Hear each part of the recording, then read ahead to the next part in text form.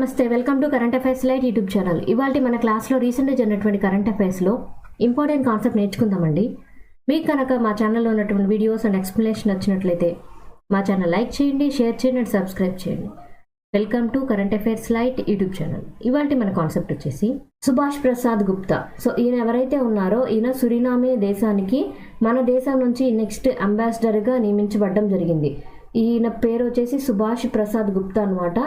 సుభాష్ ప్రసాద్ గుప్తా ఈయన Indian foreign సర్వీస్కి చెందినటువంటి వ్యక్తి అనమాట. 2006 బ్యాచ్కి చెందినటువంటి వ్యక్తి. ఈయన ప్రజెంట్ అయితే హనోయ్లో వర్క్ చేస్తూ ఉన్నారు, హనోయ్ ప్రాంతంలో. అండ్ ఈయనని మన దేశం నుంచి నెక్స్ట్ అంబాసిడర్ అనమాట, సురినామేకి నెక్స్ట్ అంబాసిడర్. ఈయన ఎక్కడ ఈ యొక్క సురినామే అనేటువంటి ప్లేస్ ఎక్కడుంది, అది ఏ కంట్రీ ఎక్కడుంది అనేది కూడా మనకి ఇంపార్టెంట్. సురినామే ఏదైతే ఉందో అది చాలా చిన్న కంట్రీ అనమాట. North eastern Coast of south America, అంటే సౌత్ అమెరికాలో ఉన్నటువంటి ఒక చిన్న దేశం ఏదైతే ఉందో అదే సురినామే. అండ్ ప్రజెంట్ సురినామే దేశం ఏదైతే ఉందో దాని క్యాపిటల్ పరమారిబో, అది క్యాపిటల్ పేరు. అక్కడ వచ్చేసి అఫీషియల్ లాంగ్వేజ్ డచ్, ఎందుకంటే ఇది సౌత్ అమెరికాలో ఉంది కాబట్టి అక్కడ డచ్ లాంగ్వేజ్ అనేది ఎక్కువగా చూస్తూ ఉంటాం. అండ్ సురినామే యొక్క ప్రెసిడెంట్ ప్రస్తుతం ఎవరున్నారంటే చెన్ సంతోఖి. మన దేశం నుంచి ఎవరు అంబాసిడర్గా నియమించబడ్డారంటే సుభాష్ ప్రసాద్ గుప్తా గారు నియమించడం జరిగింది. నీతి ఆయోగ్.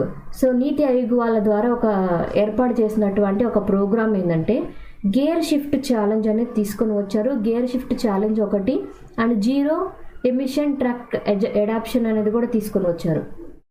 ఏంటి గేర్ షిఫ్ట్ ఛాలెంజ్ ఏంటి, జీరో ఎమిషన్ ట్రక్ ఏంటో కూడా మనం తెలుసుకుందాం. అసలు దీన్ని ఎవరు స్టార్ట్ చేయడం జరిగిందంటే నీతి ఆయోగ్ వాళ్ళు పొల్యూషన్ని కంట్రోల్ చేయడం కోసం దీన్ని ఏర్పాటు చేయడం జరిగింది. అండ్ నీతి ఆయోగ్ వాళ్ళు ఏర్పాటు చేసినటువంటి ఈ ప్రోగ్రామ్ ఎందుకోసం అంటే వీళ్ళు మన దేశంలో ఉన్నటువంటి పొల్యూషన్ని తగ్గించడానికి ఇటువంటివన్నీ ట్రై చేస్తున్నారు. సో పొల్యూషన్ లెవెల్స్ ఎలా తగ్గుతాయంటే మనం వాడేటువంటి ట్రాన్స్పోర్టేషన్ ఫెసిలిటీస్ ఏవైతే ఉన్నాయో వాటిలో మనం బెటర్గా మనం మార్చగలగాలి. అందుకోసమే గేర్ షిఫ్ట్ ఛాలెంజ్ అనేది తీసుకొని వచ్చారు. గేర్ షిఫ్ట్ ఛాలెంజ్ తీసుకొని వచ్చిందంటే పొల్యూషన్ తగ్గించే విధంగా ఇంజన్ ఆఫ్ చేయడం లేదా తక్కువ స్పీడ్తో ఎక్కువ దూరం వెళ్ళే విధంగా మనం పొల్యూషన్ లెవెల్స్ని తగ్గించడానికి ఎమిషన్స్ని తగ్గించాలి. అంటే మన పర్యావరణానికి విడుదలయ్యేటువంటి ఏవైతే కర్బనాలు ఉద్గారాలు ఉన్నాయో వాటిని తగ్గించడమే ఈ యొక్క పథకం యొక్క ముఖ్య ఉద్దేశం అనమాట. ఇది ఎవరు చేస్తున్నారు అంటే నీతి ఆయోగ్ వాళ్ళతో కలిసి IIM Bengaluru and WRI India అనమాట. సో WRI ఇండియా వచ్చేసి వరల్డ్ రిసోర్సెస్ ఇన్స్టిట్యూట్ వాళ్ళు. వరల్డ్ రిసోర్సెస్ ఇన్స్టిట్యూట్ ఇండియాకి సంబంధించినటువంటి ఇన్స్టిట్యూట్, ఐఐఎం బెంగళూరు అండ్ నీతి ఆయోగ్, ఇవి మూడు కలిసి గేర్ షిఫ్ట్ ఛాలెంజ్ అనేది తీసుకొని వచ్చారు. ఎందుకోసం అంటే ట్రక్స్ ద్వారా వచ్చేటువంటి కార్బన్ ఉద్గారాలని మన దేశంలో తగ్గించడానికి. అండ్ ఈ హ్యాకథాన్ అంటే ఈ యొక్క మీటింగ్ ఏదైతే ఉందో అది ఎందుకోసం అంటే ఇన్నోవేటివ్ బిజినెస్ మోడల్స్ అనమాట. మన దేశంలో ఫైనాన్షియల్ పరంగా టెక్నికల్ పరంగా ఏవైతే ఎలక్ట్రిక్ ట్రక్ అడాప్షన్ తీసుకొని వస్తున్నామో వాటిలో ఇంకా మార్పులు చేయాలి. సో ఎలా మార్పులు చేస్తారంటే ప్రజెంట్ ఉన్న ఏవైతే ఉన్నాయో ట్రక్స్ అన్ని ట్రాన్స్పోర్టేషన్కి అంటే మన రవాణాకి ఏవైతే వాడుతున్నామో వాటి ద్వారా కార్బన్ ఉద్గారాలు తగ్గించాలి అంటే వాటిలో కొత్త టెక్నాలజీని వాడాలి. అండ్ దాంతోపాటు తక్కువ ఖర్చుతోటే కొత్త టెక్నాలజీని అందరికీ అందుబాటులోకి తీసుకొని రావాలన్నమాట. ఇలా చేయాలి అంటే మన టెక్నాలజీ పరంగా ఏవి తీసుకొని రావాలో ఈ యొక్క హ్యాకథాన్ అనేటువంటి మీటింగ్లో ఛాలెంజ్గా తీసుకొని రావడం జరిగింది. అండ్ ఇక్కడ ఏదైతే వీళ్ళు మాట్లాడుతున్నారో దానికోసం ఏంటంటే మన దేశంలో నియర్లీ 40% ఎమిషన్స్ అనేవి ఈ యొక్క రోడ్డు ట్రాన్స్పోర్టేషన్ ద్వారానే వస్తున్నాయి. సో రోడ్డు ట్రాన్స్పోర్టేషన్ అంటే లారీలు, మనం ఏవైతే ప్రజెంట్ వాడుతున్నామో ట్రక్కులు లారీలు ఏవైతే రవాణాకి ఎక్కువగా వాడుతున్నామో వాటి ద్వారా వచ్చేటువంటి ఉద్గారాలు కార్బన్ ఉద్గారాలు అనేవి CO2 ఎమిషన్స్ అనేవి 40% ఉంటాయి అన్నమాట. సో మనం ఎప్పుడైతే ఈ రోడ్డు ట్రాన్స్పోర్టేషన్ పరంగా జీరో ఎమిషన్స్ అంటే ఇక్కడ మనం కార్బన్ ఉద్గారాలని బెటర్గా తగ్గిస్తూ ఉంటామో అప్పుడు కార్బన్ ఉద్గారాలు కూడా తగ్గిపోతాయి, మన పొల్యూషన్ లెవెల్స్ అనేవి తగ్గిపోతాయి అన్నమాట. అలా చేయాలి అని ఏ విధంగా టెక్నాలజీని తీసుకొని రావాలని ఈ హ్యాకథాన్లో ఎవరెవరు పాల్గొన్నారు ఎందుకోసం అంటే నీతి ఆయోగ్ వాళ్ళు, ఐఐఎం బెంగళూరు అండ్ మన దేశానికి సంబంధించి వరల్డ్ రిసోర్సెస్ ఇన్స్టిట్యూట్ వాళ్ళు కలిసి రోడ్డు ట్రాన్స్పోర్టేషన్ పరంగా పొల్యూషన్ తగ్గించడానికి ప్రోగ్రామ్స్ అనేవి తీసుకొని రాబోతున్నారు. అంటే ట్రక్కుల్లో పొల్యూషన్ లెవెల్స్ని తగ్గించడమే ఈ యొక్క మీటింగ్ యొక్క ముఖ్య ఉద్దేశం అనమాట. MH అంటే మినిస్ట్రీ ఆఫ్ హోమ్ అఫైర్స్ అనమాట. వాళ్ళు ఒక రూల్స్ అండ్ రెగ్యులేషన్ని సవరణ అనేది చేయడం జరిగింది. దేన్ని సవరణ చేశారు, ఎందుకోసం సవరణ చేశారు అనేది కూడా ఇంపార్టెంట్. ఇక్కడ మనకి ఏదైతే జమ్మూ కాశ్మీర్ రాష్ట్రం యొక్క రీఆర్గనైజేషన్ యాక్ట్ ఉందో అది 2019లో మనకి ఏర్పాటు చేయడం జరిగింది. ఈ యొక్క చట్టం అనేది మనకి అక్టోబర్ 31, 2019 నుంచి అమల్లోకి వచ్చింది, ఎఫెక్టివ్ అయిందనమాట. సో ఆ టైం నుంచి మనకి ఏదైతే రీఆర్గనైజేషన్ చట్టాలు ఉన్నాయో ఆ చట్టాల పరంగా జమ్మూ కాశ్మీర్ రాష్ట్రంలో లెఫ్టినెంట్ గవర్నర్గా ఉన్నటువంటి వ్యక్తులకి ఇక మీదట ఎక్కువగా అధికారాలు అనేవి కల్పిస్తూ ఆ చట్టాలని జమ్మూ కాశ్మీర్ చట్టం ఏదైతే ఉందో, రీఆర్గనైజేషన్ చట్టం ఏదైతే ఉందో దానిలో లెఫ్టినెంట్ గవర్నర్కి ఎక్కువ అధికారాలు కల్పించారనమాట.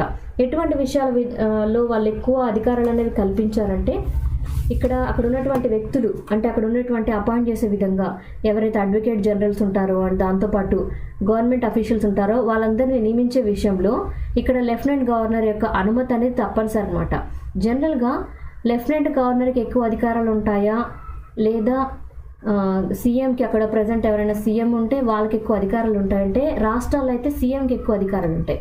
అదే యూనియన్ టెరిటరీస్ అయితే లెఫ్టినెంట్ గవర్నర్కే ఉంటాయి. కానీ మన రీఆర్గనైజేషన్ చట్టం పరంగా ఏంటంటే అక్కడ ప్రజా పరిపాలనని ముఖ్య ఉద్దేశంగా తీసుకున్నాం కాబట్టి ఫస్ట్ అయితే సీఎం తోటి అసలు నార్మల్ పరిస్థితులు అనేవి ఏర్పడేదాకా సీఎం తోటే ఎక్కువ పనులు అనేవి చేయించారు. బట్ ఇప్పుడు ఇక్కడ ఏవైతే యూనియన్ టెరిటరీస్ ఉన్నాయో ఆ ప్రదేశాలకి జమ్మూ కాశ్మీర్ రాష్ట్రం, లడఖ్ ఈ ప్రాంతాలు ఏర్పడ్డాయి కదా, ఆ యొక్క ప్లేసెస్కి లెఫ్టినెంట్ గవర్నర్కి ఎక్కువ అధికారాలు అనేవి కల్పించారు.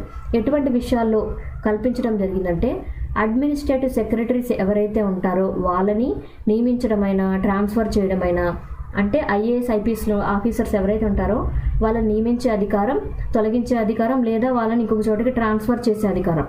ఈ అధికారానికి చివరి సైన్ ఎవరిది అప్రూవల్ కావాలంటే లెఫ్టినెంట్ గవర్నర్ అప్రూవల్ కావాలన్నమాట.